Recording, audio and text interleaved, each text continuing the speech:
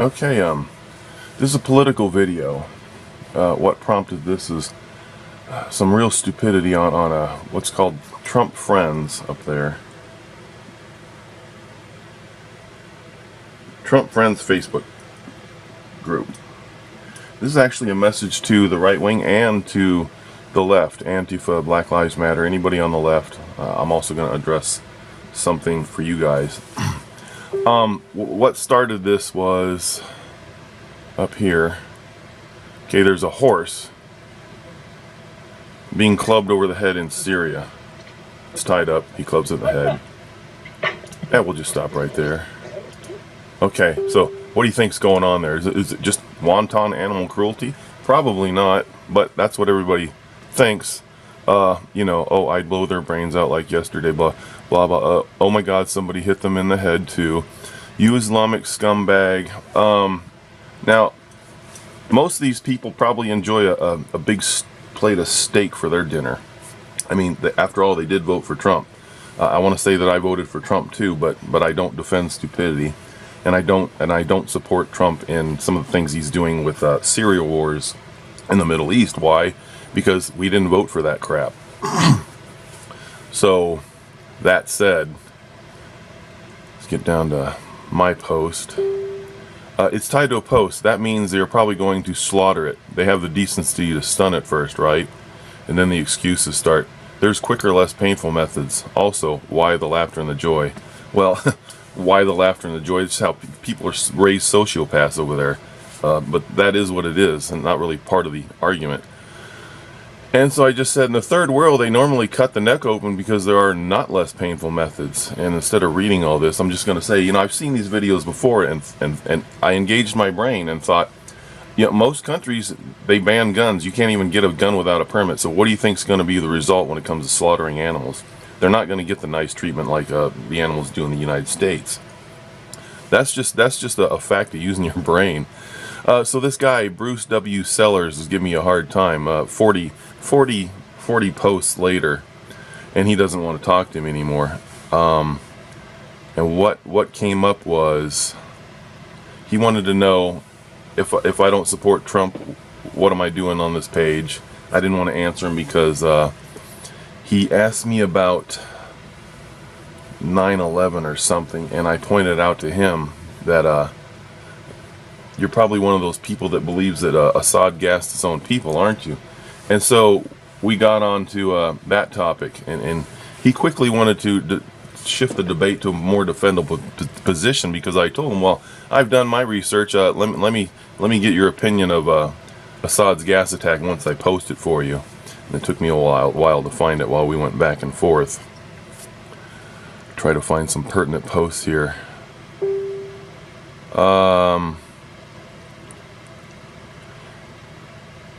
And he told me I'm being an apologist for unacceptable behavior, and I go, no, you're just being a dick. I love animals and I don't like it any more than you do, but we live in a nation that kills cows for meat with an industry that can afford to do things as nicely as can be done.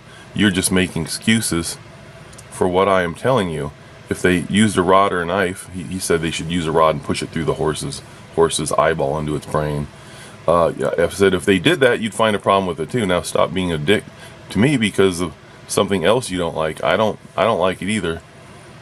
But you should maybe advocate no meat be eaten at this point. So I basically called him on his baloney.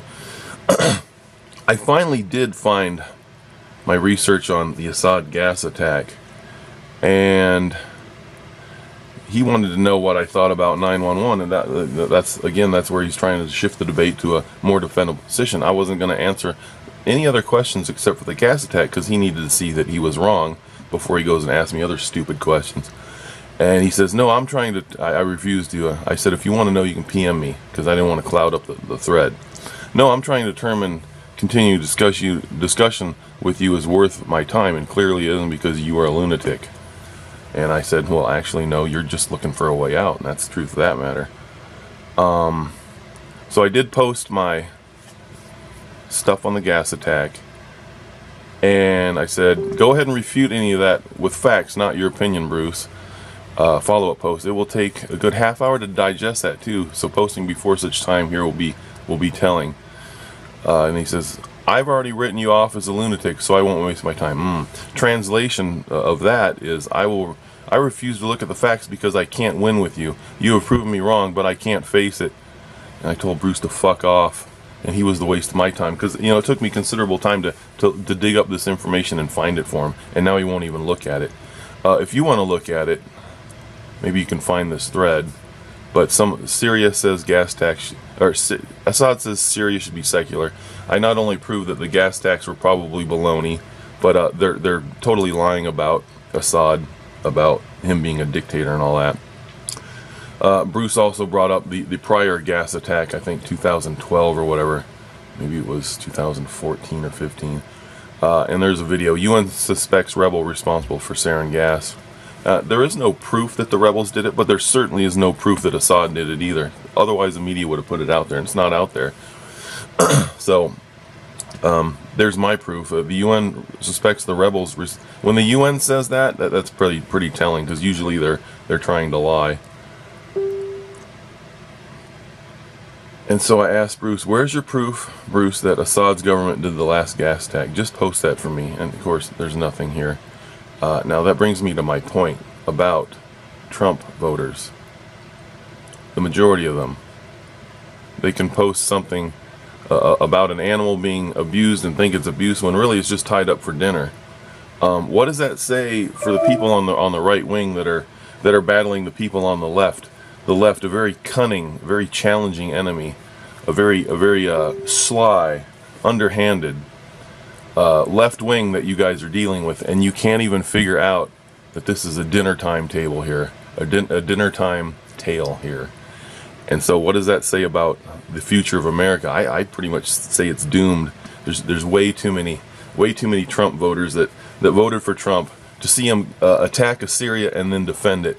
Meanwhile, they were all over Obama's case for doing the same things, and then they want to defend. Trump and Syria. There is no defense. They need to figure that out and act accordingly. But because they won't, they're just going to dig in their heels. We're going to lose our country to the left, because they're a lot of times they're smarter than these corn-feds that eat steak and cry about a horse being slaughtered in Syria. Now, to you people on the left, Antifa, Black Lives Matter, you need to go to this video and watch. It's called Pressure from Above, Pressure from Below. It's the whole playbook about what's going on today. It was going on in the 60s and it's going on today. The goal is destabilization of the country. Once it's destabilized, surprise, surprise, you're not going to get what you guys were fighting for, social justice and socialism for all. That's not going to happen. And you can go to this guy's video, Tim Hayes, Yuri Bezmenov, I think that's how you pronounce it, KGB defector on useful idiots. And you need to watch that video, and he says a lot of things in here, but one of the main points he says is the Communists International use destabilization to take over. And so they're using you useful idiots to destabilize. We're probably heading for a civil war any month now, any week now it could be.